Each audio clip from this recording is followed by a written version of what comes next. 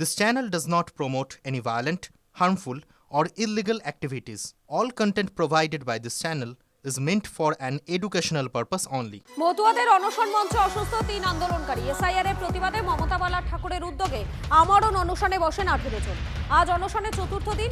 অনশনকারীদের মধ্যে 3 জন অসুস্থ হয়ে পড়েন।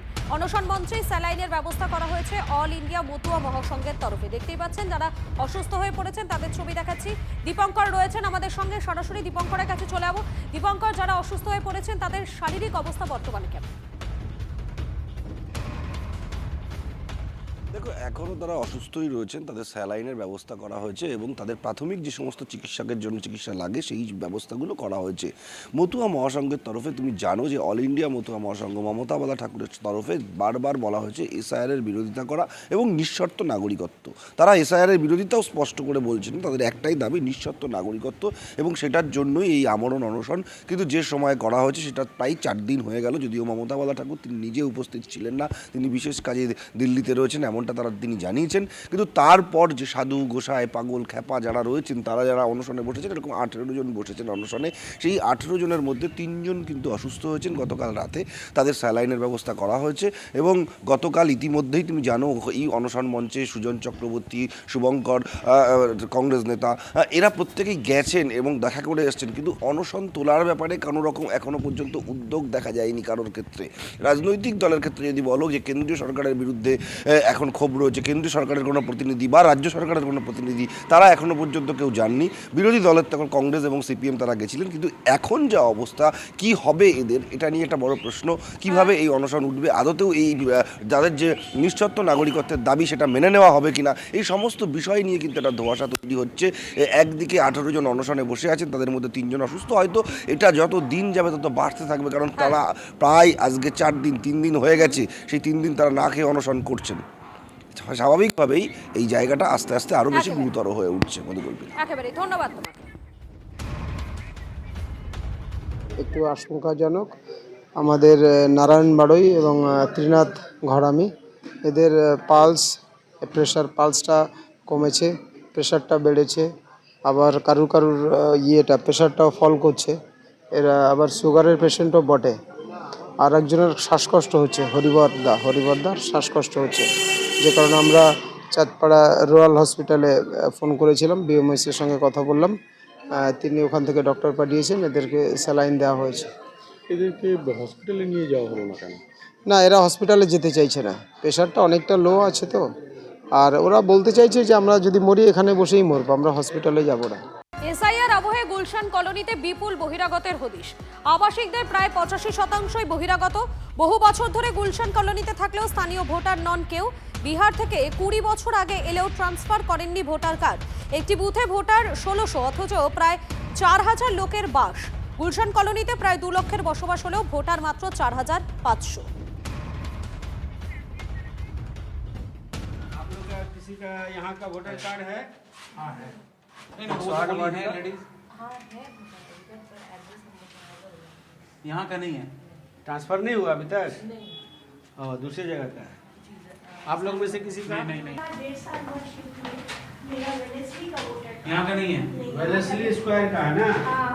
तो अभी तक ट्रांसफर नहीं करवाया है? नहीं, अभी तक नहीं हुआ है। चलिए ठीक है, कोई बात नहीं। दूसरा जगह का है। कहाँ? फूल बगान का है। ये देखिए, ये फूल बगान का है। ट्रांसफर कर लीजिए, 20 सालों की इधर है।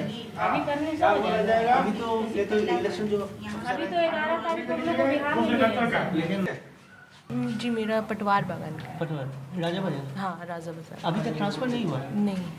ये कब तक आप कब आए थे यहाँ आते हुए हम लोग 10 साल हो गया। 10 साल हो गया जी। आप लोग कब आए इधर? हम लोग 2024 में।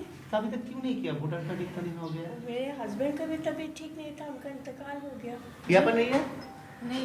आप लोग कब आए हैं इधर? भूचंडा में कब आए हैं? कितना दिन हुआ बताइए ना, कोई दिक्कत नहीं है, बताइए। और ये हम लोग जैसे शादी हुए तो इधर ही है। फिर भी 5 साल 4 साल कितना हुआ? लगभग हो गया 6-7 साल। 6-7 साल हुआ।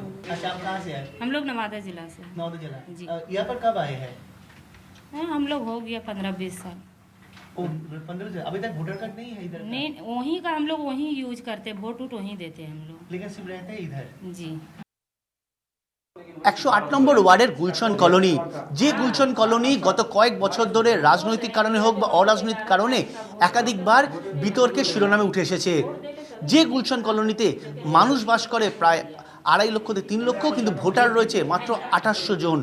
সেই গুলশান কলোনিতে বিএলও কাজ শুরু করেছে এবং মানুষের সঙ্গে কথা বলছেন, কিন্তু এখানে এসে দেখা যাচ্ছে একাধিক সমস্যা, একাধিক আবাসন যেখানে বাসিন্দারা রয়েছেন এখানে প্রায় 15 বা 10 বা 20 বছর ধরে, কিন্তু তারা কেউ এখানকার ভোটার না। কেউ তপসিয়ার ভোটার, কেউ বিহারের ভোটার, কেউ ফুলবাগানের ভোটার, কেউ রাজাবাজারের ভোটার। গুলশান কলোনি নিয়ে যে বারবার বিষয়টি উঠে আসে যে আদৌ কি এখানকার ভোটার, এইটা কিন্তু হাতে নাতে দেখলেন বিএলও, দেখলেন যিনি রুলিং পার্টির যিনি বিএলও আছে তিনিও। যদি রাজাবাজার, তপসিয়া, বিহারে হয়ে থাকে তাহলে এখানকার এসআইয়ের প্রক্রিয়া কিভাবে সম্পাদন হবে, এই প্রশ্ন কিন্তু রয়ে যাচ্ছে। ক্যামেরায় কল্যাণ মণ্ডলের সঙ্গে Sayanta Bhattacharya, Gulshan colony, Kolkata. First floor ধরে ফোর্থ ফ্লোরে আমি চড়লাম, শুধু একটা বাড়ি পেয়েছি যে আমার পার্টের ভোটার আছে, আর কেউ এখানকার আর কেউ নেই।